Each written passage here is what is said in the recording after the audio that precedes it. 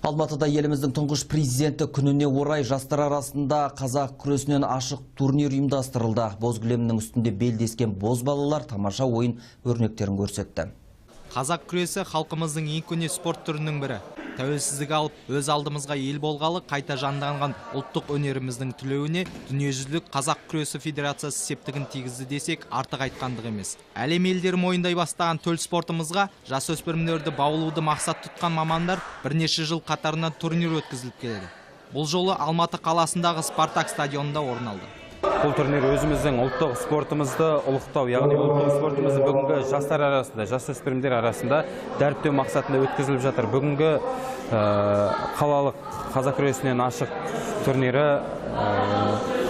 елбасымыз тұңғыш президент күніне арнайы жасалынып жатқан жарыс. Айтулы шараға 2002-2004 жылы туылған жастар қатысып, бақтары мен баптарын сынады. Бірінен бірі асатын жас балуандар жауырындарын жерге тигізбей жеңіліс таппауға тырысып бақты. Жаттықтырушылардың айтуынша қазақ күресіне қызығушылығы артқан балалардың қатары көбейіп келеді екен. Жасөспірімдер арасында қазақ күресін дамыту, қазақ күресін насихаттау, қазір қазақ күресіне үлкен мән беріп отыр ғой. Сол себептен осы жарысымызды біз жыл сайын өткізіп жатырмыз.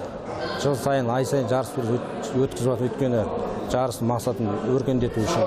Болашақ әлем чемпиондары осы қазақ күресінен шықса кейін біздің көктемді желбірету мақсатында балалардан қазақ күресін өткізіп жатқан ниеттеміз. Ашық турнирге Алматы қаласы мен Алматы облысынан 100-ден астам спортшы қатысты. Әр категория бойынша жеңімпаздар кубок, грамота және медальдармен марапатталды. Әлішер Ермекұлы, Бағдат Әлішев, СТВ телеарнасы. Бүгін айтарымыз осы, ағайын, келесі кездескенше аман есен болыңыздар.